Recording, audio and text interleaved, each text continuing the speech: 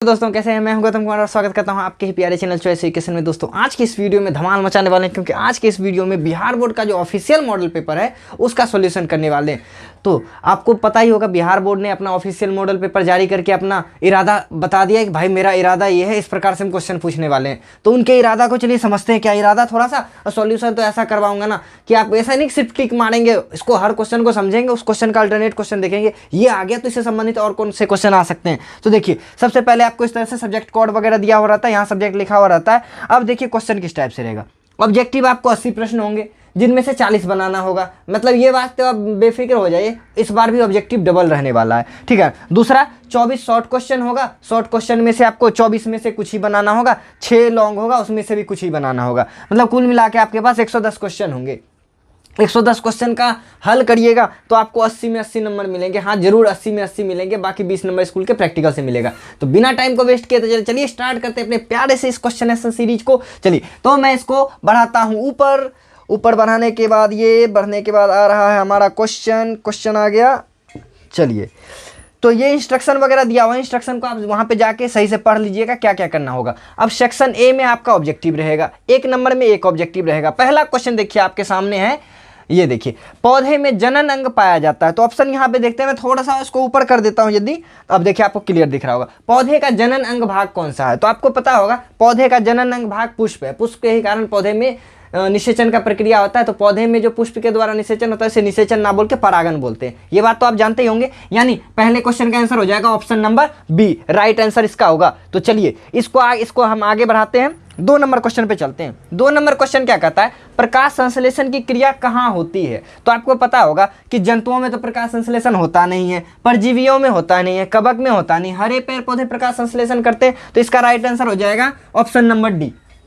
अब देखिए इसमें प्रकाश संश्लेषण पूछा है किस में होता है, तो देखिए याद रखिए प्रकाश संश्लेषण 2 में होता है। एक तो हरे पेड़ पौधे में होता है, और एक साइनोबैक्टीरिया परिवार का जितना भी बैक्टीरिया है उन सब में क्या होता है, प्रकाश संश्लेषण होता है। यानी प्रकाश संश्लेषण क्रिया हरे पेड़ पौधे के सिवा एक साइनो जीवाणु में भी होता है, ये चीज ध्यान रखिएगा। अब इसमें प्रकाश संश्लेषण पूछ दिया है, हरे पेड़ पौधे में होता है, तो आपसे पूछा जा सकता है कि किस प्रक्रिया के दौरान पेड़ पौधे भोजन बनाते हैं, तो वो प्रकाश संश्लेषण प्रक्रिया हो जाएगा। चलिए ये भी हमारा हो गया। अब दूसरे के बाद तीसरे नंबर क्वेश्चन पे चलते हैं। तीसरा नंबर क्वेश्चन हमारा यहाँ पे है, प्रकाश संश्लेषण क्रिया में ऑक्सीजन किस रूप में कैसे बाहर कैसे निकलता है? तो आपको ये था, हाँ इंग्लिश में यहाँ पे जिसको टेंशन हो रहा है तो इंग्लिश में भी देखिए लिखा हुआ है, from which oxygen comes out during the process of photosynthesis. किस प्रक्रिया के दौरान पेड़ पौधे में जल बाहर आता है? तो आपको पता होगा कि पेड़ पौधे से जो ऑक्सीजन किससे बाहर आता है? तो ऑक्सीजन बाहर आने के लिए देखिए ग्लूकोज के रूप में ऑक्सीजन बाहर नहीं आ पाता, क्योंकि ग्लूकोज तो कंपाउंड के रूप में रह जाता है और वो पेड़ पौधा खुद ही ग्रहण कर लेता है। दूसरा जल के रूप में, तीसरा है कार्बन डाइऑक्साइड के रूप में, चौथा डिक्टियोसोम। डिक्टियोसोम तो कुछ मतलब ही नहीं होता, डिक्टियोसोम तो गोल्जी काय को कहा जाता है। तो मतलब ये जल के रूप में हमारा क्या आता है, ऑक्सीजन आता है, जल बाहर आता है, वाष्पोसर्जन क्रिया होता है, उससे ऑक्सीजन निकल जाता है। चलिए इसको भी आगे बढ़ाते हैं क्वेश्चन में, यानी इसका आंसर हो जाएगा ऑप्शन नंबर ए वाला सही था। चलिए अगला है, जठर ग्रंथि कहाँ पाई जाती है? आपको पता होगा जठर ग्रंथि हमारे अमाशय में पाई जाती है। अमाशय में कुछ ग्रंथियां पाई जाती है जो कुछ हार्मोन का वो स्राव करती है। अब आप देखिए जठर ग्रंथि पूछ जाता है, आपसे पूछा जाता है जठर रस जो होता है वो किस ग्रंथि से निकलता है? तो जठर रस जो है जठर ग्रंथि से निकलता है। उसमें निकलने वाला कुछ एंजाइम का नाम बताइए। तो जठर रस के साथ कुछ एंजाइम निकलता है, जैसे आपका पेप्सिन होता है ना, उसके बाद आपका ये पाया कहाँ जाता है? तो अमाशय में पाया जाता है। अमाशय में और क्या पाया जाता है? HCl पाया जाता है। तो इनमें से कोई सा भी क्वेश्चन होगा तो आप इसका सही आंसर लगा दीजिएगा कि जठर ग्रंथि हमारे अमाशय में पाया जाता है, ठीक है ना। हाँ यहाँ पे क्वेश्चन पूछ सकता है कि हमारे अमाशय में निकलने वाला ऐसा कौन सा एंजाइम होता है जो प्रोटीन को पेप्टोन में बदलता है? तो पेप्सिन नाम के प्रोटीन को पेप्टोन में बदल देता है। चलिए अगले क्वेश्चन पे चलते हैं। क्वेश्चन नंबर हमारा 5 यहाँ पे देखिए, ये क्या है, ग्लाइकोसिस जो क्रिया संपन्न होती है वो कहाँ होती है? तो आप श्वसन चैप्टर जब पढ़ रहे होंगे अपना, तो श्वसन चैप्टर में आपने पढ़ा होगा कि यदि पूर्ण रूपेण पायरुवेट का विखंडन हो जाता है तो ऑक्सीजन पूर्ण रूपेण पायरुवेट का विखंडन से हमें बहुत मात्रा में ऊर्जा मिलता है। लेकिन जब वो ऑक्सीजन देखिए पायरुवेट 2 बार में पहुंचता है केंद्र माइटोकॉन्ड्रिया के पास पहुंचा तो संपूर्ण ऑक्सीकरण होगा। लेकिन माइटोकॉन्ड्रिया के पास नहीं पहुंचा, यानी कोशिका द्रव के पास आता है तो वो पूर्ण रूपेण ऑक्सीकृत नहीं हो पाता, यानी अवायवीय शोषण होता है उस दौरान। और उस दौरान हमारा ये जो कोशिका द्रव में जो पायरुवेट का विखंडन होता है उसी प्रोसेस को हम लोग ग्लाइकोसिस कहते हैं। तो ये हमारा कहाँ हो जाता है, कोशिका द्रव में। हाँ, यही वायवीय श्वसन लिखा हुआ होता तब माइटोकॉन्ड्रिया हम लगा सकते थे। तो इसका राइट आंसर हो जाएगा कोशिका द्रव में। ग्लाइकोसिस क्या एक प्रोसेस है जिस प्रोसेस के द्वारा पायरुवेट का विखंडन करके एनर्जी तो बन नहीं पाता है, बहुत ही कम अमाउंट में बनता है, इथेनॉल वगैरह बन जाता है, लैक्टिक एसिड बन जाता है, मुख्य रूप से लैक्टिक एसिड बनता है। चलिए ऊपर करते हैं हम लोग, क्वेश्चन नंबर हमारा 6 आ गया। अगला है, इथाइल अल्कोहल किस प्रकार के श्वसन से बनता है। अभी जस्ट देखिए हम लोग बात कर रहे थे, अवायवीय श्वसन जब होता है तो अवायवीय श्वसन में हमारा पायरुवेट का विखंडन होता है। पायरुवेट टूटता है किस रूप में, इथेनॉल के रूप में टूटता है, और इस क्रिया को किण्वन कहते हैं। इस चीज को आप ध्यान रखिएगा। हमारा एल्कोहल का, इथाइल अल्कोहल या इथेनॉल के साथ साथ हमारा कार्बन डाइऑक्साइड भी निकलता है। तो आपको पूछ सकता है कि कार्बन डाइऑक्साइड किस श्वसन में बनता है, तो याद रखिएगा कार्बन डाइऑक्साइड तो हमारा हर प्रकार के श्वसन में बनता है, लेकिन हमारा जो मुख्य रूप से ये जो अवायवीय श्वसन होता है उसमें हमारा, यदि देखिए अवायवीय श्वसन में भी 2 पार्ट में आता है अवायवीय श्वसन। एक तो आंशिक ऑक्सीजन होगा, एक ऑक्सीजन की अनुपस्थिति होगा। आंशिक ऑक्सीजन जब रहता है तो पायरुवेट का विखंडन होकर लैक्टिक एसिड बनता है, लेकिन ऑक्सीजन जब बिल्कुल ही नहीं होता है, मतलब कि अनुपस्थित ऑक्सीजन रहता है, तो उस स्थिति में एथेनॉल तथा कार्बन डाइऑक्साइड बन जाता है। इसका राइट आंसर हो जाएगा अवायवीय श्वसन। चलिए अगला क्वेश्चन पे चलते हैं हम लोग। सबसे छोटी अंतःस्रावी ग्रंथि कौन सी है, तो पिट्यूटरी ग्रंथि है। ये तो आपको पता ही होगा, इसमें कुछ समझना नहीं है, हमारे ब्रेन में पाया जाता है। चलिए इसको भी आगे बढ़ाते हैं। चलिए क्वेश्चन नंबर 8 पे आते हैं। पौधे के वायवीय भागों से जल के ह्रास की क्रिया, अभी थोड़ी देर पहले हम लोगों ने चर्चा किया था कि जल पौधे का जो वायवीय भाग है, मतलब सांस लेने वाला जो भाग है, तो उसमें से जल किस रूप में निकलता है, तो याद रखिएगा वाष्पोत्सर्जन की क्रिया जो होता है ना, वाष्प का पेड़ पौधों में जल के रूप में निकलना वाष्पोत्सर्जन कहलाता है। तो ये जो जल निकलता है, ह्रास मतलब निकलना होता है, वो वाष्पोत्सर्जन क्रिया के द्वारा होता है। चलिए ऊपर भगाते हैं, इसको भी हमारा क्वेश्चन नंबर 9 आ गया। घेंघा रोग कैसे पनपता है, तो आपको पता होगा आयोडीन की कमी से घेंघा रोग होता है। थोड़ा सा इसके बारे में जान लीजिए। अभी घेंघा रोग पूछते हैं तो हार्मोन पूछ सकता है। देखिए हमारे बॉडी में हमारे ये जो गला पाया जाता है, गला में थायरोक्सिन नाम का एक हार्मोन हमेशा निकलते रहता है। हार्मोन थायरोक्सिन करता क्या है, तो प्रोटीन और वसा जैसे खाद्य पदार्थों को ना क्या कहते हैं बैलेंस में रखता है, उसको पाचन कब होना है उसके बारे में डिसाइड करता है। लेकिन ये जो थायरोक्सिन है ना, ये हमेशा निकलते रहता है, लेकिन उसको रोकने के लिए, उसको एक सफिशिएंट मात्रा में निकले, उस बैलेंस करने के लिए उस चीज़ को आयोडीन नाम का हमको एलिमेंट चाहिए होता है। यदि आयोडीन नहीं लेंगे तो थायरोक्सिन हार्मोन लगातार निकलते रहेगा, अनबैलेंस होकर यहाँ पे बड़ा सा गोल सा बन जाता है, जिसे घेंघा रोग कहते हैं। तो आपको यहाँ पे पूछा है घेंघा रोग कैसे पनपता है, आयोडीन की कमी से। तो आपसे पूछ सकता है घेंघा रोग में कौन सा हार्मोन निकलता है, घेंघा रोग के लिए कौन सा हार्मोन उत्तरदायी है, तो आप बताइएगा थायरोक्सिन हार्मोन। चलिए अब चलते हैं क्वेश्चन नंबर हमारा 10 पे। तो 10 नंबर क्वेश्चन है कि रक्त में हल्के पीले रंग के चिपचिपे द्रव को क्या कहते हैं। तो आपको पता होगा कि हमारा रक्त 2 चीज से मिलकर बना हुआ है, प्लाज्मा और रक्त कणिका। प्लाज्मा 55%, रक्त कणिका 45%। अब 55% जो प्लाज्मा है, प्लाज्मा का 90% भाग पानी होता है, ये याद रखिएगा। इससे रिलेटेड मैंने बात बता दिया। चलिए इसका आंसर देते हैं। तो याद रखिएगा रक्त में पीला रंग का चिपचिपा पदार्थ जो होता है ना, वो प्लाज्मा होता है, ठीक है। लिम्फ नहीं होता है, लिम्फ कलरलेस होता है। चलिए बोलिए लिम्फ क्या होता है, लसिका होता है। जैसे हमारे बॉडी में रक्त होता है उसी तरह से एक और पदार्थ पाया जाता है, इसको लसिका कहते हैं। वो भी तरल संयोजी ऊतक है, वो भी हमारे शरीर में पदार्थों के आवागमन में हेल्पफुल होता है, लेकिन वो लाल नहीं होता है क्योंकि उसमें हीमोग्लोबिन नहीं होता है। तो इसका कुल मिला के इसका आंसर हो जाएगा हमारा प्लाज्मा। इससे संबंधित मैंने बहुत सारा आपको बात बताया, सब चीज़ को ध्यान में रखना, इनसे क्वेश्चन जरूर टकरा सकता है। चलिए क्वेश्चन हमारा 10 नंबर हो गया। 11 नंबर पे चलते हैं। 11 नंबर क्वेश्चन यहाँ है। तो देखिए रक्तचाप मापने का उपकरण को क्या कहते हैं, ये आपको पता है स्फेग्नोमैग्नोमीटर कहा जाता है। देखिए बोलिए सर सबके बारे में बता दीजिए। स्टेथोस्कोप से हम क्या नापते हैं, हार्ट बीट को नापते हैं, धड़कन को, है ना, वो जो डॉक्टर आला जिसको आप लोग कहते हैं, आला रे आला सिम्बाला, तो वो वाला आला नहीं, आला कौन सा आला होगा जिससे धड़कन नापा जाता है। तो कहता है रक्तचाप मापने के उपकरण को क्या कहता है, रक्तचाप से हम स्फेग्नोमैग्नोमीटर से रक्तचाप मापते हैं, स्टेथोस्कोप से हम लोग धड़कन मापते हैं, एमीटर से तो विद्युत धारा मापते हैं, लेक्टोमीटर से तो दूध की शुद्धता नापी जाती है। चलिए इसको बढ़ाते हैं, अगले क्वेश्चन पे चलते हैं। अगला क्वेश्चन हमारा यहाँ पे वाष्पोत्सर्जन की क्रिया कहाँ पाई जाती है, अभी बहुत बार चर्चा की है। पेड़ पौधों के पत्तियों से वाष्प का निकलना वाष्पोत्सर्जन कहलाता है। पेड़ पौधों के पत्तियों से यानी पौधा हो जाएगा, ये आंसर नहीं होगा। जंतु और पादप दोनों, जंतु में वाष्पोत्सर्जन होता है तो हम लोग भी भाप छोड़ते जी, हम लोगों में पत्ता थोड़े पाया जाता है। तो इसका 22 का answer B number, sorry 12 number है, 12 का आंसर बी नंबर हो जाएगा। चलिए अब चलते हैं हम 13 नंबर क्वेश्चन पे। देखिए निम्नलिखित में से किसमें खुला परिसंचरण तंत्र पाया जाता है। खुला परिसंचरण तंत्र का मतलब यहाँ पे समझिए क्या होता है, जिसमें नस नहीं पाया, बोला वाहिकाएं नहीं पाए। जितना भी कीड़ा मकोड़ा होता है ना, उसमें ब्लड बिना वाहिकाएं का बनता है। अब देखिए कीड़ा मकोड़ा इसमें कौन सा है, ऊंट कीड़ा है क्या, नहीं, जंतु है, ये बड़ा वाला है। घोड़ा भी कीड़ा नहीं है। देखिए तिलचट्टा कीड़ा है। तो आपको पूछ सकता है कि दूसरा कोई ऑप्शन दे सकता था। आप ये जितना भी कीट होता है ना, कीट में ना खुला परिसंचरण तंत्र पाया था, उसमें कोई वाहिकाएं नहीं पाई जाती है। तो इसका आंसर राइट वाला सी हो जाएगा, यानी 13 नंबर का ऑप्शन नंबर सी हो जाएगा। चलिए आगे बढ़ाते हैं हम कुछ क्वेश्चन को। क्वेश्चन नंबर हमारा 14 नंबर आ गया। तो रक्त क्या है? अभी थोड़ी देर पहले एक संयोजी उत्तक है। रक्त क्या है? तरल संयोजी उत्तक है। चलिए आगे बढ़ाते हैं। रक्त कोई कोशिका नहीं है। आगे बढ़ते हैं। क्वेश्चन नंबर हमारा 15 आ गया। मूत्र का पीला रंग किस वर्णक के कारण होता है? ये याद रखिए। देखिए मूत्र में यूरिया पाया जाता है, आपको पता हो, और यूरिया के कारण जो यहाँ पे एक वर्णक आता है जिसको हम लोग यूरोक्रोम कहते हैं। यूरिया से यूरोक्रोम, टॉयलेट में यूरिया, ये चीज ध्यान रखिएगा। तो मूत्र का पीला रंग जो होता है यूरोक्रोम के कारण होता है। चलिए आगे बढ़ाते हैं हम लोग। और रक्त का लाल रंग हीमोग्लोबिन के वजह से होता है। 16 नंबर। 16, निम्नलिखित में से कौन सा उभयलिंगी जंतु, उभयलिंगी जंतु ऐसे जंतु कहा जाता है, ऐसे जंतु को, ये बहुत बार क्वेश्चन पूछा है। उभयलिंगी मतलब जिसमें नर और मादा एक में ही होता है। तो ये जो केंचुआ होता है, जिसको सामान्य भाषा में आप लोग जोंक कहते हैं, जोकटी जिसको कहते हैं जी, किसान का मित्र, वो वाला केंचुआ, कछुआ नहीं, वो केंचुआ है, समझ रहे हैं। तो इसका राइट आंसर हो जाएगा ड नंबर, यानी कछुआ, यानी डी नंबर। चलिए उभयलिंगी केंचुआ, बहुत बार ये क्वेश्चन पूछा गया है। क्वेश्चन नंबर हम 15 के बाद 16 पर चलते हैं। 16 नंबर क्वेश्चन आ जाए भाई जल्दी से। यूरिया रक्त में कहाँ से प्रवेश करता है? तो देखिए यूरिया हमारे रक्त में ना यकृत से प्रवेश करता है, ठीक है ना, वृक्क से नहीं करता है। वृक्क में तो यूरिया का फिल्ट्रेशन होता है ना, प्रवेश कर जाता है हमारे यकृत से ही, अमोनिया विखंडित होकर यूरिया बनता है, ठीक है। चलिए इसको भगाते हैं। 17 के बाद 18 नंबर। 18 नंबर है, जैव आवर्धन प्रदर्शित करने वाला रसायन कौन सा? जैव आवर्धन मतलब पर्यावरण को नुकसान पहुंचाने वाला रसायन हमारा, देखिए इनमें से मुख्य रूप से कहा जाए तो डीडीटी है, ठीक है ना। डीडीटी का बहुत बड़ा फुल फॉर्म होता है, दिमाग में तो नहीं रहता। चलिए मैं स्टिकर मार देता हूँ। चलिए 18 नंबर का इसका राइट आंसर हो जाएगा डीडीटी, ये याद कर लीजिएगा। अगले क्वेश्चन पे चलते हैं।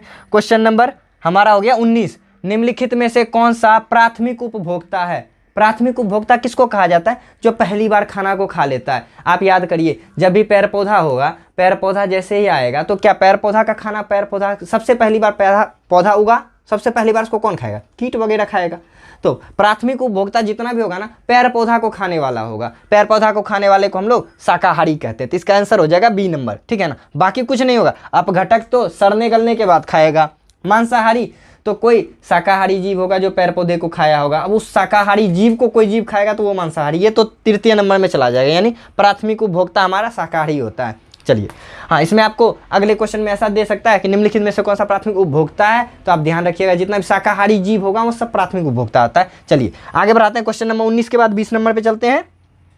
20 नंबर क्वेश्चन, निम्नलिखित में से कौन एक भूमिगत जल का उदाहरण? भूमिगत मतलब जमीन के अंदर वाला जल। बताइए, जमीन, समुद्र जमीन के अंदर होता है नहीं, ये तो बाहर में होता है। तालाब जमीन के बाहर होता है। नदी जमीन के बाहर होता है। बचा क्या? कुआं। तो कुआं नहीं, नदी के अंदर वाला पानी हम लोग लेते हैं, तो कुआं हो गया, नलकूप हो गया, ये सब हमारा भूमिगत जल का उदाहरण है। तो इसका राइट आंसर हो जाएगा कुआं। 20 का हो जाएगा ए नंबर। चलिए आगे बढ़ाते हैं। 21 नंबर क्वेश्चन।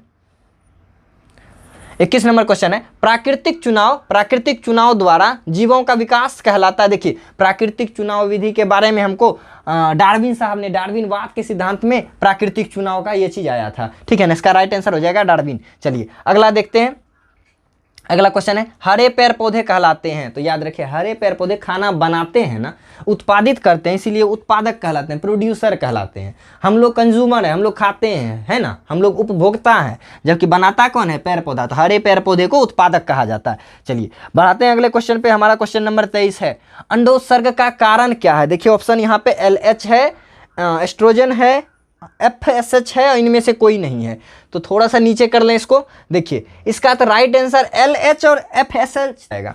LH मतलब होता है ल्यूटेनाइजिंग हार्मोन होता है। ल्यूटेनाइजिंग हार्मोन क्या करता है? ये अंडोत्सर्ग में, महिलाओं के अंडोत्सर्ग में मदद करता है। बोलेगा सर ये भी होता है, फिर इसमें से ऐसा तो ऑप्शन ही नहीं है, ए बी दोनों देना चाहिए था। तो ये भी होता है, ये भी होता है, ए बी दोनों ऑप्शन होना चाहिए था। ए बी दोनों ऑप्शन तो दिया नहीं है, इनमें से कोई दिया है हो तो वो भी सकता है। लेकिन एक तरह से देखा जाए तो अंडोत्सर्ग में ज़्यादा भूमिका LH क्या होता है? LH 2 ही दिन के अंदर अंडोत्सर्ग कर देता है। एक हार्मोन है ना, ल्यूटेनाइजिंग हार्मोन है, तो ये 2 ही दिन में करा देता है। तो हम लोग इसका राइट आंसर ये दे सकते हैं, लेकिन इसका असली आंसर होना चाहिए था AC दोनों, जो कि है किसी में नहीं। तो right answer option number D भी कह सकते हैं। तो आप देख लीजिए, इस टाइप का क्वेश्चन हो तो छोड़ दिया करिए, समझ रहे हैं ना। क्या कि A B दोनों होता तब हम D देते, तब चलता हमारा, लेकिन अभी तो ऐसा है नहीं। चलिए तो इसके बाद इसका राइट आंसर ये दोनों होगा, ठीक है ना। दोनों नहीं है तो मैं इसका बता नहीं सकता क्या होगा, अब किस तरह से बोर्ड सेट करता है। इसमें देना चाहिए था A और B दोनों, A और C दोनों, कहीं ना कहीं तो देना चाहिए था। अब नहीं दे रहा तो इनमें से C सही हो सकता है, आप ही बताइए।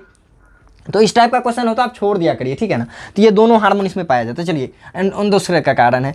हमारा अगला क्वेश्चन है क्वेश्चन नंबर 24 क्वेश्चन है, 24वां नंबर क्वेश्चन है। थोड़ा सा और ऊपर यदि इसको मैं कर दूँ, देखिए लैंगरहैम्स की द्वीपिका कहाँ पाई जाती है? तो आपको पता होगा हमारे अग्नाशय में लैंगरहैम्स की द्वीपिका पाई जाती है, ठीक है ना। चलिए अगला क्वेश्चन होगा, लैंगरहैम्स की द्वीपिका क्या है जी? एक अंतःस्रावी ग्रंथि है ना, वो कहाँ पाई जाती है? अग्नाशय के ऊपर पाई जाती है, छोटी छोटी द्वीपिकाओं के रूप में, लैंगर साहब ने बताया था। चलिए अगला क्वेश्चन हमारा क्वेश्चन नंबर 26 है।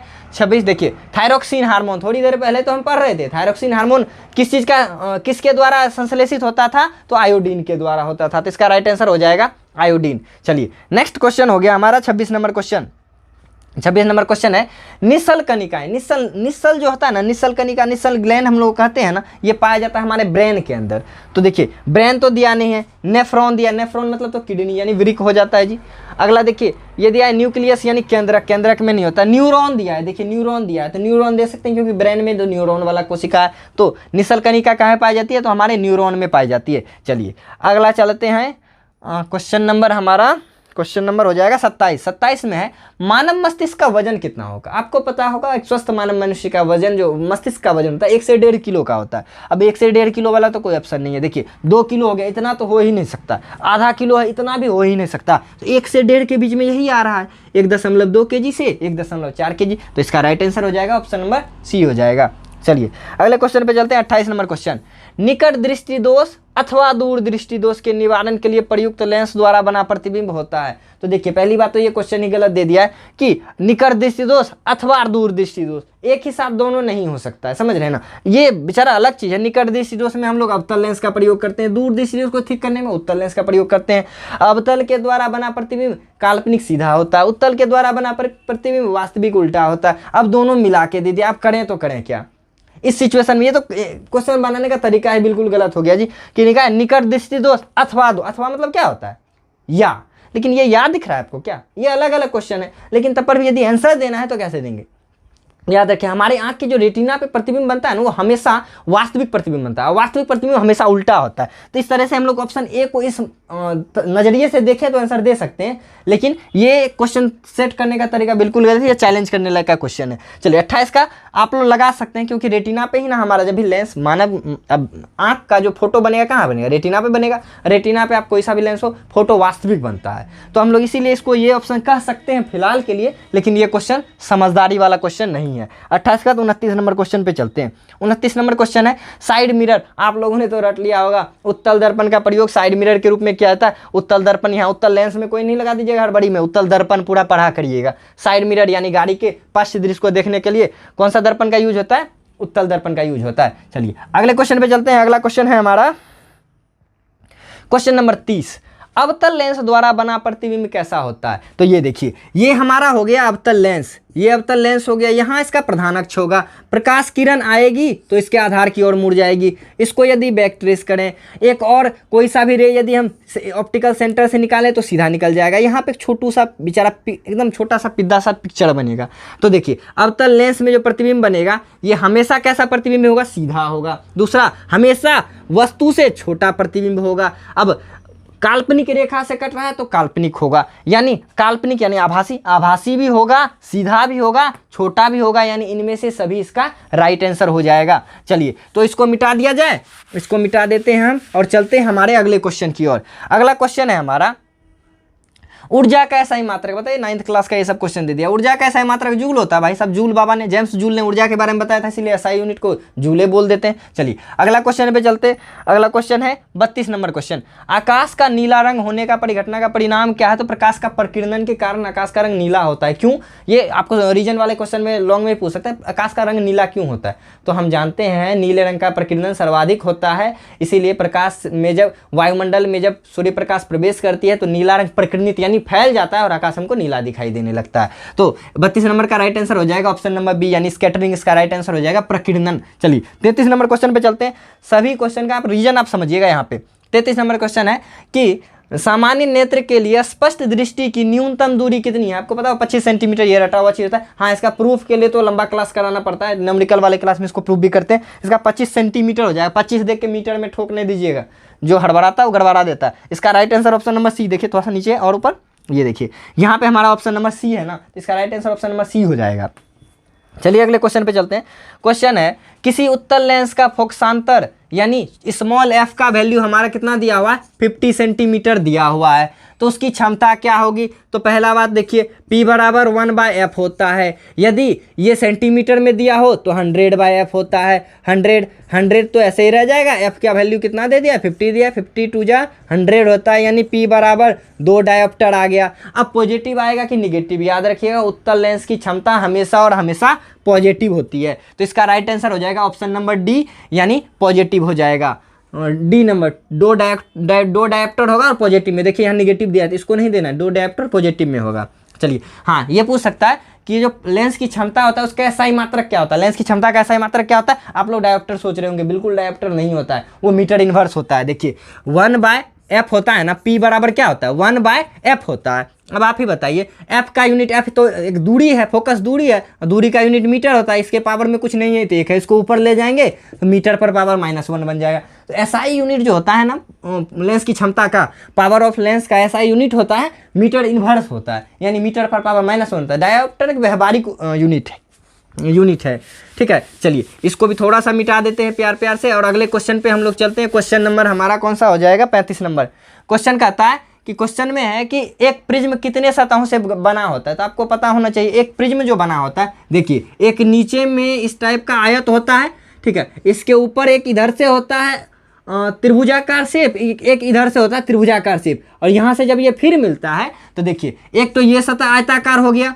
एक नीचे वाला सतह आयताकार हो गया। इसमें देखिए 3D पिक्चर तो बना नहीं सकते हैं, लेकिन देखिए मैं मोटा मोटी आपको बताता हूँ। 5 सतह होता है, एक तो इधर वाला ऐसा चौखुट्टा सा दिखाई देगा यानी आयताकार होगा, एक उसके पीछे भी इसी टाइप का आयताकार होगा, ये देखिए इस टाइप का, और एक नीचे बेस में आयताकार होगा, और एक इधर छोटा सा ट्रायंगल बनेगा, एक इधर छोटा सा ट्रायंगल बनेगा, यानी 1 2, एक पीछे वाला 3 और 4 और 5। एक त्रिभुज में 5 सतह होता है, जिसमें एक प्रिज्म में 5 सतह होता है, और त्रिभुज का संख्या 2 होता है और आयत का संख्या 3 होता है, तो ये संख्या पूछा जा सकता है, तो ध्यान रखिएगा। इसका राइट आंसर आपके हिसाब से जो हो रहा है वही मेरे हिसाब से भी हो रहा है, यानी इसका right answer option number D हो जाएगा। एक प्रिज्म में 5 सतह होता है। चलिए अगले क्वेश्चन पे चलते हैं, 36 नंबर क्वेश्चन। 36 नंबर क्वेश्चन देखिए, थोड़ा ऊपर चला गया। अभिनेत्र लेंस की फोकस दूरी में परिवर्तन किया जाता है। आंख का जो लेंस होता है उसमें फोकस दूरी जो बढ़ता घटता है, आपको पता होगा हमारे आंख में फोकस दूरी का बदलना जो होता है, हमारे समंजन क्षमता, हमारी एकोमोडेशन पावर कहलाता है आंख का, वो किस पे नियंत्रित करता है, तो आपको पता होगा यहाँ पे आंख होता है, यहाँ पे सिलियरी मांसपेशियाँ जुड़ी होती है, सिलियरी मसल्स जुड़ी होती है। सिलियरी मसल्स को हिंदी में पक्षमाभी पेशी कहते हैं। ये सिलियरी मसल्स इसको खींचता है और पतला करता है, जिसके कारण लेंस का फोकस बदलते जाता है। तो इसका राइट आंसर बोला जाए तो हो जाएगा ऑप्शन नंबर डी, यानी सिलियरी मसल्स या पक्षमाभी पेशियों के द्वारा। 36 के बाद चलिए 37 नंबर क्वेश्चन पे चलते हैं। 37 नंबर क्वेश्चन, प्रकाश परावर्तन के कितने नियम है जी, 2 नियम है। अपवर्तन का भी पूछा जाए तो आप लगाइएगा 2 ही, वैसे होता एक्चुअल में 3 नियम है, लेकिन आपके बोर्ड परीक्षा के हिसाब से प्रकाश परावर्तन का 2 नियम, अपवर्तन का भी 2 नियम। तो परावर्तन पूछा है तो अपवर्तन पूछा जा सकता है। चलिए आगे बढ़ते हैं, क्वेश्चन हमारा चलते हैं 38 नंबर। फोटोग्राफी कैमरा का जो अभिदृश्यक होता है, मतलब सामने कौन सा लेंस होता है, तो कैमरा कभी छुए, आगे में उत्तल लेंस रहता है, तो इसका राइट आंसर हो जाएगा ऑप्शन नंबर ए। चलिए आगे बढ़ाते हैं 39 नंबर। यदि एक किरण अवतल दर्पण पर लंबवत आपतित होती है, तो लो जी अवतल दर्पण बना दिए और लंबवत आपतित होती है, यानी 90 डिग्री पे आपतित होती है, तो परावर्तन के बाद क्या होगा। आपने यदि फिजिक्स का पहला चैप्टर वाला वीडियो देखा होगा तो बताए थे हम, कभी भी किसी स्फेरिकल सरफेस में कोई भी किरण लंबवत आएगा, उसके सेंटर से, ऑप्टिकल सेंटर से जाएगा, और ऑप्टिकल सेंटर से यदि कोई किरण जाता है तो उसी मार्ग पे वापस लौट जाता है, यानी ऑप्टिकल सेंटर, इसको वक्रता केंद्र बोला जाए ना, वक्रता केंद्र। तो सेंटर ऑफ जो है ना, सेंटर ऑफ कर्वेचर जो होता है, उसी से देखिए ये था हमारा सेंटर ऑफ कर्वेचर, इसको रंग दिया, इधर से बन गया अवतल लेंस। यदि इस पे अवतल दर्पण, यदि इस पे आप जाएगा ना, देखिए वक्रता केंद्र से जाएगा तो वक्रता केंद्र पे ही लौट जाएगा, और एक ही केस होता है लंबवत वाला, यही केस होता है। तो देखिए लंबवत पूछ दिया है तो इसका आंसर हो जाएगा हमारा कौन सा, वक्रता केंद्र से लौट जाएगा। लेकिन आपको लंबवत अब नहीं पूछेगा, आप पूछेगा समांतर। तो याद रखिएगा यदि समांतर आएगा ना तो परावर्तन के बाद ये कहाँ से निकलेगा, तो फोकस से निकलेगा। इन चीज़ का ध्यान रखिएगा। लंबवत आया तो जिस रास्ते से आता है उसी रास्ते पे लौट जाता है, यानी वक्रता केंद्र से लौटेगा, लेकिन समांतर आएगा तो फोकस से लौटेगा। ठीक, इन चीज़ का ध्यान रखिएगा। अगला क्वेश्चन हो सकता है पूछ दे परीक्षा में कि समांतर आए तो कहाँ से निकलेगा। चलिए 39 नंबर हमारा हो गया। अब चलते हैं क्वेश्चन नंबर 40 पे। क्वेश्चन नंबर 40 हमारा किस प्रकार से है, चलिए क्वेश्चन नंबर 40 है कि यदि एक प्रिज्म है उससे एक वर्णी किरण गुजरे तो इसका क्या नहीं होगा। तो देखिए ये हमारा एक छोटा सा बेचारा प्रिज्म है, इससे मोनोक्रोमेटिक यानी एक वर्णी प्रकाश गुजरेगा तो सबसे पहला तो ये क्या हो जाएगा, अपवर्तित हो जाएगा। अपवर्तित होने के बाद इस सतह से फिर निकलेगा तो कुछ विचलित हो जाएगा, यानी जाना था एक्चुअल में इसको जाना किधर था, जाना था इसको इधर, चला गया इधर, यानी विचलन भी हुआ, अपवर्तन भी हुआ।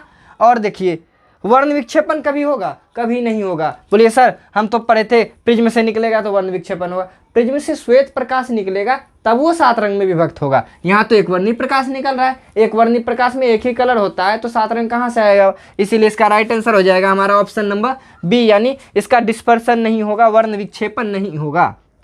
41 नंबर क्वेश्चन पे आते हैं कि पवन विद्युत, देखिए एक होता है पवन विद्युत जनित्र, आप लोग देखे होंगे बड़े बड़े फिल्मों में देखते होंगे, बड़ा सा होता है जिसको पवन चक्की कहते हैं ना, उसमें कुंडली को घुमाने के लिए घुमाने का काम मूलतः कौन करती है। तो याद रखिएगा हवा जितना स्पीड होगा ना कुंडली उतना घूमेगा, यानी हवा का गति होगा, गतिमान हवा होगा, हवा का दाब नहीं होगा। क्यों, क्योंकि प्रेशर बढ़ने से, आप बताइए प्रेशर बढ़ने से कोई घूमने लगेगा, प्रेशर बढ़ेगा दबाव महसूस करेगा ना, हवा जितना स्पीड होगा उतना स्पीड घूमेगा। तो इसका राइट आंसर हो जाएगा ऑप्शन नंबर सी।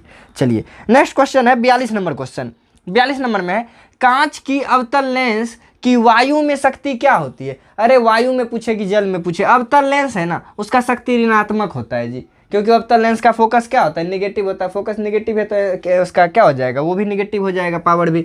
42 का आंसर हो जाएगा ऑप्शन नंबर ए। चलिए 43 नंबर पे चलते हैं। क्वेश्चन है निम्नलिखित में कौन विद्युत सुचालक है। विद्युत सुचालक यानी विद्युत को पास करने दे सकता है। आयोडीन, अरे ये तो अधातु है। सल्फर, अरे ये तो अधातु है। हम क्या जानते हैं धातु विद्युत धारा का चालन करता है। हीरा, हीरा तो ना धातु है ना, वो तो एक तरह से कार्बन का अपरूप है। लेकिन ग्रेफाइट, आपने अपवाद में पढ़ा होगा कि कार्बन का 3 अपरूप पाया जाता है, पहला है हीरा, दूसरा है ग्रेफाइट, तीसरा है फुलेरिन, है ना, बकमिस्टर फुलेरिन C60। तो कहा जाता है कि ये जो ग्रेफाइट होता है ना, ग्रेफाइट अपवाद के रूप में आता है, अधातु होते हुए विद्युत धारा का चालन करता है। तो इसका राइट आंसर हो जाएगा ग्रेफाइट, जो आपके पेंसिल में लगा हुआ होता है, आगे में लिखते जिससे हैं। क्वेश्चन नंबर 44 पे चलते हैं। क्वेश्चन नंबर हमारा 44 है वक्रता त्रिज्या 1 सेंटीमीटर, यानी हमारा देखिए R बराबर कितना दे दिया है जी 1 सेंटीमीटर वाले अवतल, क्या अवतल दर्पण की फोकस दूरी क्या होगी, 1 मीटर दिया हुआ है, सॉरी 1 मीटर दिया हुआ, यानी 100 सेंटीमीटर हो गया। 1 मीटर बराबर 100 सेंटीमीटर। कहता है फोकस क्या होगी, तो F बराबर हमको क्या पता R/2 होता है। F यदि 100 है बटा 2 करेंगे यानी 50 सेंटीमीटर हो जाएगा। अब सेंटीमीटर वाला देखिए यहाँ पे ऑप्शन है, प्लस माइनस का तो चक्कर ही नहीं है, प्लस माइनस का चक्कर होता तो वो भी निकाल लेते। अवतल लेंस है, फोकस हमेशा ऋणात्मक होता है, उत्तल का फोकस धनात्मक होता है। तो इसका क्या हो जाएगा, हमारा राइट आंसर हो जाएगा ऑप्शन नंबर हमारा बी। चलिए तो चलते हैं 45 नंबर क्वेश्चन पे। इसको यदि ऊपर किया जाए थोड़ा सा तो देखिए 45 नंबर क्वेश्चन है कि सघन माध्यम से विरल माध्यम में जाती हुई किरण अभिलंब से विचलित हो जाती है। तो याद रखिएगा कि यदि इधर हमारा सघन माध्यम यानी कांच था, कांच से वायु में जैसे प्रवेश करेगी तो अभिलंब से दूर हो जाएगी। याद रखिए अभिलंब से दूर हो जाए। बोलिए सर कैसे, ये बार बार कंफ्यूज कर देता बच्चों को। मैं इसका एक प्रॉपर आपका इलाज बता देता हूँ। उसका क्या, आप ध्यान से देखिएगा, कोई गाड़ी जा रहा है, उसका यदि आप एक चक्का पकड़ लीजिएगा तो क्या होगा, गाड़ी उधर घूम जाएगा। यानी गाड़ी चल रहा था यानी विरल माध्यम में था, जैसे ही चक्का पकड़ लिया यानी सघन माध्यम में, तो हमारा अभिलंब की ओर हो गया, समझे। यानी जब विरल से सघन में आए, यानी ये हमारा विरल है, हवा है, हवा से जैसे कांच में प्रवेश करेगा, थोड़ा सा इसको और टेढ़ा बनाया जाए, हवा से कांच में प्रवेश करेगा तो ये अभिलंब की ओर मुड़ेगा। क्यों, क्योंकि चक्का स्लो हो जाएगा, उधरे घुमा जाएगा। यदि गाड़ी बहुत स्पीड चल रहा था, हम चक्का पकड़े हुए थे और चक्का छोड़ दिए तो उधर भाग जाएगा, यानी अभिलंब से दूर चला जाएगा। इस तरह से इसको आप लोग याद रखिएगा, ठीक है। तो इसका राइट आंसर हो जाएगा ऑप्शन नंबर हमारा अभिलंब से दूर होगा, ए नंबर। क्वेश्चन नंबर 46 को निकालते हैं। विद्युत धारा उत्पन्न करने की युक्ति को क्या कहते हैं। आपको पता होगा जनरेटर डायनेमो जो होता है वो क्या होता है, विद्युत धारा उत्पन्न करने की युक्ति होती है। देखिए इसमें विद्युत धारा उत्पन्न करने की युक्ति पूछा है, तो हो सकता है आपसे पूछ दिया जाए कि किस यंत्र के द्वारा विद्युत धारा को यांत्रिक धारा में बदला जाता है। तो याद रखिएगा विद्युत मोटर जो होता है विद्युत धारा को यांत्रिक धारा में परिवर्तित कर देती है। 46 के बाद चलिए 47 नंबर क्वेश्चन पे चलते हैं हम लोग। 47 नंबर क्वेश्चन है हमारा, ऊर्जा का पारंपरिक स्रोत। पारंपरिक स्रोत मतलब होता है बहुत समय से, हमारे पापा दादा के समय से ही चला आ रहा है। तो आप बताइए पवन ऊर्जा, यानी वो जो पवन चक्की देखते हैं पापा दादा के मतलब मतलब बहुत पुराने समय, दादा के समय से, दादा के दादा के समय से। तो पवन चक्की तो नहीं होता था, सोलर प्लेट तो नहीं होता था, बायोगैस तो नहीं होता था, लेकिन कोयला ना बहुत दिनों से हमारे पास है ना, बहुत पूर्वजों के पास से ही था कोयला। तो इसका राइट आंसर हो जाएगा ये। अब देखिए पारंपरिक पूछ दिया है तो गैर पारंपरिक पूछ सकता है, तो बाकी जो बच गया है वो गैर पारंपरिक। इस तरीके से आप इसको याद रख सकते हैं, अल्टरनेट क्वेश्चन हो गया। चलिए 48 नंबर क्वेश्चन पे चलते हैं, थोड़ा इसको यदि और ऊपर कर दिया जाए। ये देखिए, कांच की एक समांतर पट्टिका पर श्वेत प्रकाश तिरछी आपतित होती है। देखिए एक कांच का ये पट्टी है, तो लीजिए कांच का एक पट्टी बना दिए, इस पे एक श्वेत प्रकाश है, श्वेत प्रकाश है, लो तिरछा किए, तिरछी आ रही हो तो क्या होगा, पहला सबसे पहले अपवर्तन के साथ कौन सा घटना होगा। अब देखिए जैसे ही निम्नलिखित में प्रथम अपवर्तन के साथ कौन सा होगा। अब कांच का पट्टी है, जैसे श्वेत प्रकाश आया पहले तो अपवर्तित हो जाएगा, अपवर्तित होने के बाद देखिए इसमें क्या हो रहा है, परावर्तन, परावर्तन तो नेग्लिजिबल होगा जी, विक्षेपण हो सकता है, विचलन भी हो रहा है, सभी भी ऑप्शन है। देखिए कुछ हद तक प्रकाश किरण जो है ना परावर्तित भी होगी, इस चीज़ को आप मानते हैं ना कि जब भी कोई कांच की पट्टी पे प्रकाश किरण टकराएगा तो अपवर्तित होगा, साथ ही साथ कुछ प्रतिशत परावर्तित भी होगा। और परावर्तित के साथ साथ हमारा कांच का पट्टी है, श्वेत प्रकाश आ रहा है तो कांच प्रिज्म की तरह काम करता है, तो हो सकता है वर्ण विक्षेपण भी होगा। लेकिन अब देखिए यहाँ पे सारा ऑप्शन दे दिया है, तो आपके लिए देखिए ऑप्शन नंबर डी भी एक हद से कहा जाए तो सही ही है, यदि इस व्यू से आप देखते हैं। नॉर्मली साधारण से सोच से यदि इसको सही किया जाए तो विचलन इसको सही दे देगा, कि जैसे आ रहा था इधर इधर हो गया, अब जो निकलेगा ना तो ये विचलन हो जाएगा, जा रहा था किरण इधर है ना, विचलन भी परफेक्ट देख लो, इधर देखो किरण जा रहा था इधर चला आया इधर, इतना वो विचलित हो गया। तो नॉर्मल सोच से देखा जाए तो विचलन होगा, बड़े लेवल के सोच से देखा जाए तो सब कुछ हो सकता है, ठीक है ना। चलिए तो इसका राइट आंसर विचलन अभी फिलहाल के लिए रहने दीजिए, है ना, फिलहाल के लिए विचलन रहने दीजिए। 48 और 49 नंबर पे चलते हैं। क्वेश्चन है और थोड़ा ऊपर इसको, ये देखिए, हमारे घर में जो विद्युत ऊर्जा की आपूर्ति होती है, हमारे घर में जो विद्युत ऊर्जा आता है ना 220 वोल्ट का एसी धारा, एसी को हम लोग अल्टरनेटिव करंट यानी प्रत्यावर्ती धारा कहते हैं, तो 220 वोल्ट का ना एसी करंट आता है, याद रखिएगा। यहाँ पे पूछा गया घर में कौन सा आता है, एसी करंट आता है, तो आपसे पूछा सकता है बैटरी में कौन सी धारा होती है, तो दिष्ट धारा होती है, ठीक है। और ये जो पावर सप्लाई वाला लाइन होता है, लाइव वायर का कलर लाल होता है, ये याद रखिए, इससे संबंधित क्वेश्चन था। चलिए आगे बढ़ाते हैं। लाइव वायर मतलब जिसमें करंट होता है, ललके तार में ना करंट होता है जी। अगला है जस्ता का परमाणु संख्या 30, ये तो याद करने में पचमा छट्टा का चीज पूछते हैं। जेडन का परमाणु संख्या 30 होता है। चलिए 50 के बाद 51 नंबर पे चलते हैं।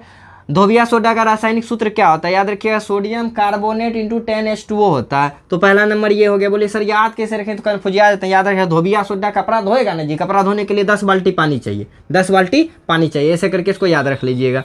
51 के बाद 52 नंबर चलते हैं। निम्नलिखित में से कौन सा प्रबल क्षारक है, प्रबल क्षारक NaOH होता है, ठीक है। प्रबल क्षारक पूछ दिया है, NaOH सही है।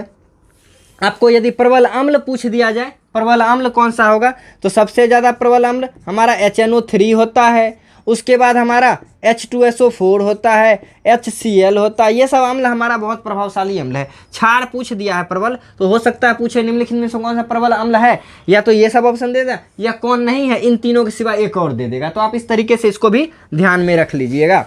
चलिए अब अगले क्वेश्चन पे चला जाए। अगला क्वेश्चन हमारा क्वेश्चन नंबर 53। हेमेटाइट निम्नलिखित में से किस धातु का अयस्क है। हेमेटाइट का फॉर्मूला आप लोगों को पता होगा, Fe2O3 होता है, और हेमेटाइट यानी Fe है यानी लोहे का है, ठीक है। तो इसका ऑप्शन नंबर हमारा बी में ही आंसर दिख रहा है, ये देखिए लोहे का है। हेमेटाइट लोहा का सबसे अच्छा अयस्क है। इसी तरह से आपसे पूछा जाता है कि एल्युमिनियम का सबसे बढ़िया अयस्क कौन सा माना जाता है, या एल्युमिनियम का कौन सा है अयस्क, तो बॉक्साइट होता है, जिसका फॉर्मूला क्या होता है, Al2O3 होता है। तो इन चीज़ को आप लोग ध्यान में रख लीजिएगा। चलिए नेक्स्ट क्वेश्चन है 53 नंबर के बाद 54 नंबर क्वेश्चन। 54 नंबर क्वेश्चन क्या कहता है, सल्फाइड अयस्क का सांद्रण निम्नलिखित में से किस विधि के द्वारा किया जाता है। तो आपको पता होगा सल्फाइड अयस्क का सांद्रण 2 विधि से किया जाता है, एक तो रोस्टिंग मेथड से, एक होता है फोर्ड फेडरेशन मेथड से। रोस्टिंग यानी भर्जन जिसको आप लोग कहते हैं, भर्जन या इसको दूसरे नाम जारन के भी नाम से जाना जाता है, ठीक है। भर्जन या जारन के नाम से क्या जाता है सल्फाइड अयस्क का सांद्रण। लेकिन एक और प्रोसेस होता है फैन उत्प्लवन विधि, उसमें क्या करते हैं हम लोग, तारपीन के तेल में मिला के बहुत ज़्यादा फैन निकलवाते हैं, जिससे सल्फर क्या होता है फैन में चिपक जाता है, उसको हटा देते हैं हम लोग, है ना। तो इसका देखिए हमारा भर्जन या जारन या रोस्टिंग तो दिया नहीं है, इसमें देखिए निस्तापन से होता है। हाँ भर्जन पूछ दे, निस्तापन से पूछा था, निस्तापन से कार्बोनेट और ऑक्साइड अयस्क का सांद्रण होता है। तो इसका राइट आंसर हो जाएगा फैन उत्प्लवन विधि के द्वारा। समझ गए। इससे संबंधित कोई सब क्वेश्चन देखिए, सल्फाइड अयस्क का सांद्रण पूछ दिया है किसके द्वारा हो सकता है, तो आपसे पूछा जा सकता है भर्जन के द्वारा किस प्रकार के गैस का सांद्रण होगा सल्फाइड गैस का। निस्तापन के द्वारा कार्बोनेट या ऑक्साइड गैस का। चलिए 54 के बाद 55 पे चलते हैं। 55 नंबर क्वेश्चन है कि जिंक धातु ऑक्सीजन से अभिक्रिया के जिंक ऑक्साइड बना दिया है। तो देखिए पहला तो संयोग हो रहा है, संयोजन अभिक्रिया चलिए नहीं है। दूसरा ऑक्सीजन जुट रहा है यानी ऑक्सीकरण या उपचयन, देखिए पहले नंबर में दिख रहा है। वैसी रासायनिक अभिक्रिया जिसमें ऑक्सीजन जुटे उसको ऑक्सीकरण कहते हैं, ठीक है ना, ऑक्सीकरण अभिक्रिया। या ऑक्सीकरण नहीं है तो उपचयन अभिक्रिया है। तो इसका राइट आंसर ये हो जाएगा, ऑक्सीकरण उपचयन क्या होता है। आपको इंग्लिश हिंदी में परेशान करता है ना, तो ऑक्सीडेशन मतलब ऑक्सीजन जुटना, रिडक्शन मतलब हाइड्रोजन जुटना, ऑक्सीजन का हटना, तो ऑक्सीडेशन होता है। देखिए ऑक्सीजन ऑक्सीडेशन लिखा हुआ है इंग्लिश में, तो इंग्लिश से भी आप लोग हेल्प ले सकते हैं। इसका राइट आंसर हो जाएगा ऑप्शन नंबर ए। 55 के बाद चलिए 56 नंबर पे क्वेश्चन पे चलते हैं। बस बहुत कम बचा हुआ है। ग्लूकोज का फॉर्मूला भी देखिए ऊपर आया हुआ था, ये था C6H12O6 है ना, C6H12O6 होता है ग्लूकोज का फॉर्मूला। इसमें क्या बताना आपको, ग्लूकोज का फॉर्मूला पूछा है तो हो सकता है चीनी का फॉर्मूला पूछ दे, जस्ट इसका दुगना कर दीजिएगा ऑक्सीजन में। चीनी का फॉर्मूला जो होता है वो याद रखिएगा C12H22 और O11 होता है। ग्लूकोज पूछा है तो चीनी पूछा जा सकता है, संभावना है, और आपके सिलेबस से भी है। तो चीनी का फॉर्मूला इसी तरह से आप याद रख लीजिएगा। इसका दुगना 6 का दुगना 12, 12 का 22 और 6 का 11 लगभग दुगना होता है। चलिए 56 का 57 पे चलते हैं। 57 नंबर क्वेश्चन है, अम्ल का जलीय विलयन विद्युत धारा का संचालन करता है क्योंकि अम्ल, देखिए आपको पता होगा, आपने पढ़ा होगा अरेनियस इक्वेशन। अरेनियस साहब के द्वारा क्या कहा गया था कि जैसे ही हम जल में अम्ल को डालेंगे, अम्ल का व्यवहार के साथ जल का व्यवहार अम्लीय, यानी अम्ल का व्यवहार अम्लीय हो जाएगा। क्यों? क्योंकि जैसे ही जल में अम्ल डाले वो H+ आयन को मुक्त करेगा, है ना। जैसे H+ आयन मुक्त होगा तो हमारा अम्ल का गुण प्रदर्शित होने लगेगा। वही पूछ रहा है कि अम्ल का जलीय विलयन, यानी अम्ल में जब जल डाला जाता है तो विद्युत धारा काहे चलता है, काहे कि आयनित हो जाता है, H+ आयन निकलने लगता है। तो इसका राइट आंसर हो जाएगा ऑप्शन नंबर सी। चलिए अब 58 पे चलते हैं। लिथियम के बाह्य सेल में कितना इलेक्ट्रॉन मौजूद होता है? लिथियम का परमाणु संख्या होता है जी 3 का। आपको देखिए संयोजकता वाला वीडियो आप लोग नहीं देखें तो एक बार जरूर देख लीजिए, उससे एक क्वेश्चन जरूर आने वाला है। आप सर्च कर लीजिए यूट्यूब पे वैलेंसी बाय गौतम सर, मैं कहीं ना कहीं देखूँगा, बड़ा मजे से समझाएं, सारा क्वेश्चन बनेगा। लिथियम का परमाणु संख्या 3 होता है। कैसे निकालेंगे? पहला सेल में K सेल में 2 इलेक्ट्रॉन और M सेल में 1 इलेक्ट्रॉन। संयोजकता किसको कहते हैं? बाह्य कक्षा में उपस्थित इलेक्ट्रॉन की संख्या को ही संयोजकता कहते हैं। यदि इलेक्ट्रॉन 1 2 3 4 तक रहे तो 4 से ज़्यादा हो तो 8 में घटा दो, जैसे 8 - 5, 8 - 6, 8 - 7, इस टाइप से आप लोग वैलेंसी निकाल सकते हैं, ठीक है ना। तो लिथियम का पूछ रहा था तो बाह्यतम कक्षा में 1 था तो वही इलेक्ट्रॉन हो जाएगा, तो हमारा ऑप्शन नंबर ए इसका राइट आंसर हो जाएगा। चलिए इसको जरा मिटा लेते हैं और चलते हैं अगले क्वेश्चन पे। अगला क्वेश्चन है हमारा, आवर्त सारणी के शून्य समूह का तत्व कौन सा है? शून्य समूह को नोबेल गैस का समूह कहा जाता है, यानी अक्रिय गैस का समूह। हमारा लास्ट नंबर आता है 18वें नंबर पे, उसको शून्य समूह कहा जाता है। उसमें कौन कौन होता है? तो हमारा हीलियम, आप याद रखिएगा, हीना, नीना और करीना, सबके एक्सरे क्या है? रंगीन है, ठीक है ना। ये आप ऐसे करके याद रख लीजिएगा, ठीक है ना। हीना, नीना और करीना के एक्सरे रंगीन, यानी helium, neon, argon, krypton, xenon और रेडॉन, ये सब अक्रिय गैस है। इसको शून्य तत्व का गैस कहा जाता है। तो हो सकता है पूछ दिया जाए निम्नलिखित में से कौन सा अक्रिय है, तो इन सब का ये याद रख लीजिएगा। चलिए अगले क्वेश्चन पे चलते हैं। इसका राइट आंसर हो जाएगा ऑप्शन नंबर सी, यानी हीलियम हो जाएगा। चलिए अगला क्वेश्चन है हमारा क्वेश्चन नंबर 7, निम्नलिखित में सर्वाधिक क्या है? विद्युत ऋणात्मकता वाला तत्व कौन सा है? याद रखिएगा, विद्युत ऋणात्मकता अधातु का ज़्यादा होता है, वो अधातु जो ऊपर में हो, है ना, पीरियोडिक टेबल में ऊपर में हो। तो देखिए ये दिया हुआ हमारा धातु तो पहली बात तो हो भी नहीं करे, हम ज़्यादातर चांस देंगे किसको? अधातु को। अधातु और फ्लोरीन और आयोडीन। ऊपर में कौन सा रहता है? तो आपको पता होगा 17 नंबर ग्रुप जो होता है हेलोजन ग्रुप होता है, 17 नंबर ग्रुप। और 17 नंबर ग्रुप में कौन कौन से तत्व आते हैं ऐसे याद रखिएगा, फिर कल बारात आई आत्मा की, फिर कल बारात आई आत्मा की। तो आत्मा से तो जरूरी नहीं हमको इतने को, ये हेलाइड तत्व हुआ, यानी ग्रुप 17 के तत्व को हेलाइड तत्व कहा जाता है। पहला नंबर पे फ्लोरीन है, फिर क्लोरीन, फिर ब्रोमीन, फिर आयोडीन। मैंने क्या कहा? जो जितना ऊपर उसका विद्युत ऋणात्मकता उतना अधिक होगा। तो फ्लोरीन हमारा ऊपर में है, आयोडीन नीचे में, तो इसका विद्युत ऋणात्मकता ज़्यादा हो जाएगा। तो इसका राइट आंसर हो जाएगा ऑप्शन नंबर ए। देखिए एक ही क्वेश्चन के साथ साथ हम 10-5 क्वेश्चन एक्स्ट्रा कवर कर रहे हैं, तो यही फायदा हो रहा है आपको। बाकी ऐसा नहीं टिक लगाना तो होता, जिस दिन आया था मॉडल पेपर मैं उसी दिन लगाता। चलिए 60 के बाद 61 नंबर पे चलते हैं। टाइम का थोड़ा अभाव के कारण लेट कर दिए। जल के विद्युत अपघटन में कैथोड पे कौन सा गैस मुक्त होगा? अब देखिए यहाँ पे जल है, जल में हम इलेक्ट्रोलाइसिस करवाते हैं, यानी प्लस और माइनस का बैटरी वाला तार जैसे देते हैं, कहता है कैथोड। तो याद रखिए माइनस को कहा जाता है कैथोड, माइनस को क्या कहा जाता है? कैथोड। अब माइनस पे क्या चिपकेगा, प्लस ना, क्योंकि आपको पता होगा विपरीत आपस में आकर्षण होता है। तो अब देखिए प्लस यानी हाइड्रोजन का प्लस होता है, तो इसमें हाइड्रोजन जमा होगा, ऑक्सीजन किस पे जाएगा, एनोड पे जाएगा। आपको यहाँ पे पूछ दिया कैथोड पे कौन सा गैस मुक्त होगा, तो हाइड्रोजन हो जाएगा, काहे कि हाइड्रोजन पॉजिटिव होता है ना, हाइड्रोजन का आयन कैसा होता है, पॉजिटिव होता है, जबकि ऑक्सीजन का आयन निगेटिव होता है। तो ऑक्सीजन जो हमारा एनोड पे चिपक जाएगा और कैथोड चिपक जाएगा, बोले जाए तो मुक्त होगा एनोड पे, और कैथोड पे हाइड्रोजन गैस मुक्त होगा। चलिए इसका राइट आंसर हो जाएगा ऑप्शन नंबर हमारा सी, 61 का ऑप्शन नंबर सी हाइड्रोजन हो जाएगा। अगला क्वेश्चन पे चलते हैं, 62 नंबर क्वेश्चन। हमारे शरीर का पीएच मान कितना होता है, ये याद कर लिए, बहुत बार आया वो क्वेश्चन है। 7.0 से यानी 7 से 7.8 तक ही हमारे शरीर का पीएच होता है। बहुत लोग वो वाला 5 से 7 लगाते हैं, वो 5 से 7 नहीं होता है, वो मृदा वर्दा का होता है। चलिए तो ये पूछ दिया है, तो आपसे पूछा जा सकता है हमारे रक्त का पीएच मान कितना होता है, तो अपने रक्त का पीएच मान 7.4 होता है ना। और पूछा जा सकता है आपको अम्लीय वर्षा का पीएच मान कितना होता है, 5.6 होता है। इन सब चीज़ का आप याद कर लीजिएगा। और पेट में पाया जाने वाला HCl होता है, उसका पीएच मान 1 होता है। और कुछ पूछा जा सकता है पीएच मान में आपको, रक्त का हो गया, हाँ उदासीन विलयन का पीएच मान 7 होता है। तो पीएच मान से संबंधित इन सब क्वेश्चन को हम लोगों ने देख लिया 3-4। चलो अगले क्वेश्चन पे चलते हैं, क्वेश्चन नंबर 63 है, निम्नलिखित यौगिक में कौन अम्ल है। तो देखिए आपको पता होगा, आपने तीसरा चैप्टर जब पढ़ा होगा केमिस्ट्री में धातु अधातु, तो आपने धातु का केमिकल प्रॉपर्टी पढ़ा होगा, रासायनिक गुण पढ़ा होगा कि जब भी कोई धातु होता है ऑक्साइड ऑक्सीजन से विक्रिया करता है, धात्विक ऑक्साइड बनाता है। और धात्विक ऑक्साइड हमेशा कैसा होता है, धात्विक ऑक्साइड जो होता है वो हमेशा क्षारीय होता है, ये याद रखिएगा, ठीक है। इससे बहुत बार क्वेश्चन पूछा था, धात्विक ऑक्साइड जब भी होगा वो कैसा होगा, क्षारीय होगा। यहाँ देखिए सोडियम धातु है उसका ऑक्साइड है, ये तो क्षारीय हो गया। कॉपर धातु है उसका ऑक्साइड है, यानी ये भी क्षारीय हो गया। यहाँ कैल्शियम हाइड्रोक्साइड है, ये तो पहले से OH मतलब क्षार, OH मतलब तो पहले क्षार हो गया, ये तो पहले से क्षार दिख रहा है। H2SO4 सल्फ्यूरिक अम्ल है, तो थोड़ा सा इसको मैं ऊपर कर दूं यदि आपको सही से दिखने के लिए, तो देखिए इसका राइट आंसर हो जाएगा सल्फ्यूरिक अम्ल। ये तो वैसे भी अम्ल का फॉर्मूला ही होता है, सल्फ्यूरिक अम्ल तो अम्ल का फॉर्मूला, इतना तो दिमाग ही नहीं लगाना था। चलिए तब पर भी दिमाग लगा के आपको बता दिए, आप भी दिमाग लगा लेना। आगे क्वेश्चन नंबर 64 क्वेश्चन है, निम्नलिखित में से कौन सा संश्लेषित सूचक है। सूचक किसको कहते हैं, वैसा कोई सा भी पदार्थ जो अम्लता या क्षारीयता के गुण को प्रदर्शित करता है उसको सूचक कहते हैं। अब कहता है संश्लेषित यानी उसको क्या कहते हैं, मानव निर्मित, है ना। केमिकल फैक्ट्री में किसको बनाता है, बताओ, हल्दी को केमिकल बनाता है, हल्दी तो जमीन में उगता है।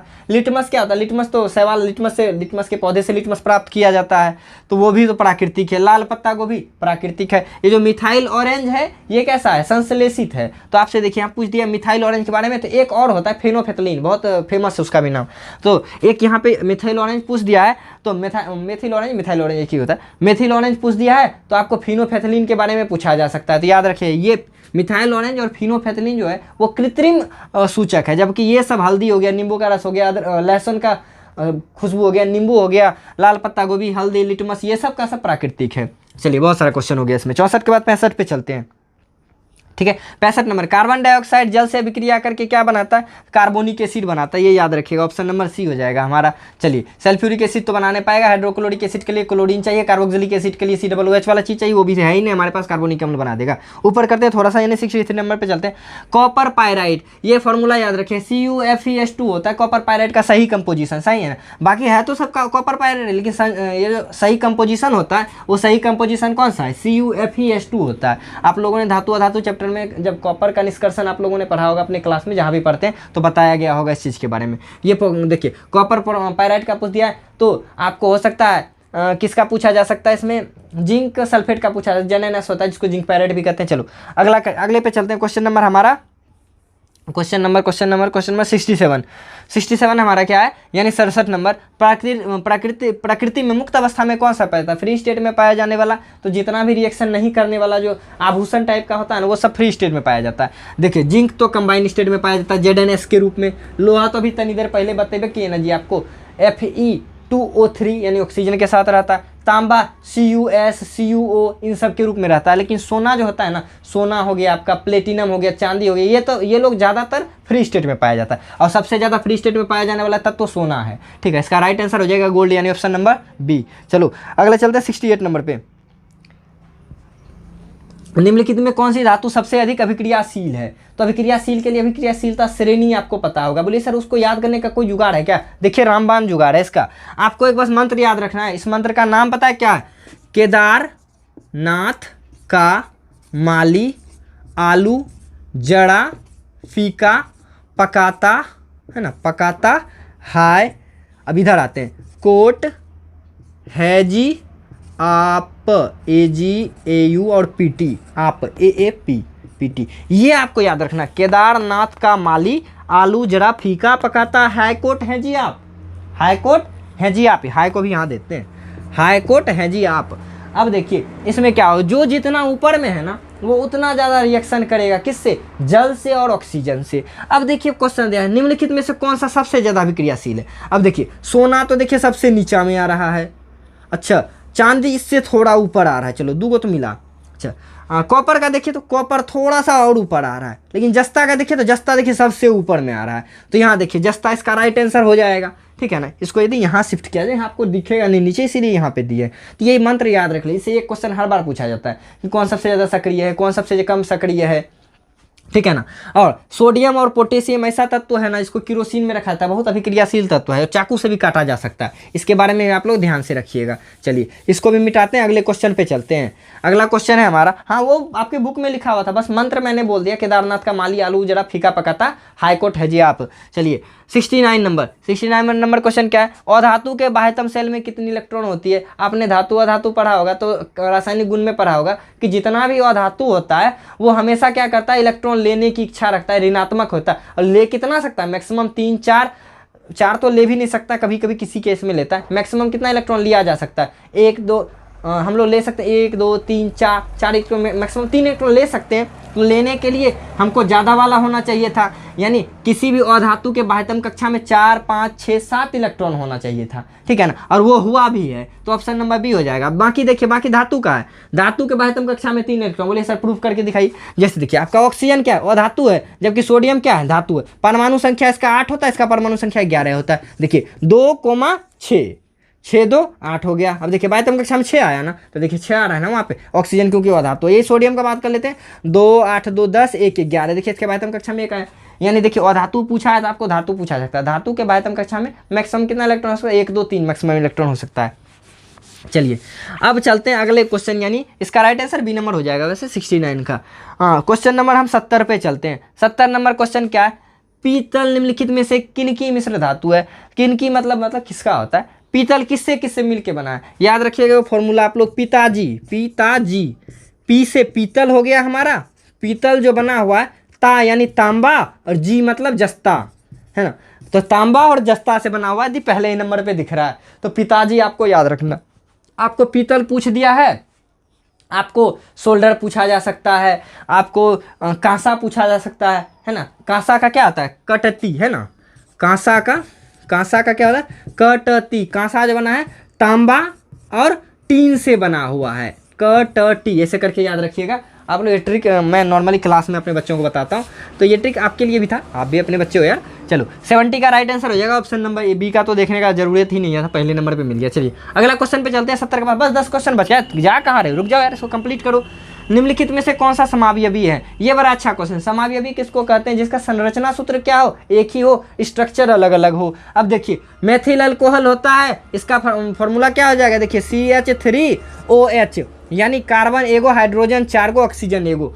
डाइमेथिल ईथर, इसका भी देख लेते हैं, यदि इतना ही चीज पूरा होगा तो देखिए ईथर का दोनों साइड क्या होगा, सिंगल बॉन्ड होगा। डाइमिथाइल है तो देखिए इधर भी CH3 जोड़ते हैं, इधर भी CH3 जोड़ते हैं, चलो पहले कैंसिल हो गया। इसमें कार्बन एक है, कार्बन यहाँ दो आ रहा है, यानी ये तो हो नहीं सकता। अगला देखते हैं एसीटोन और एसिटल्डिहाइड, ये भी नहीं होगा, ये कीटोन का ही, एल्डिहाइड का पहली बात मिलेगा नहीं।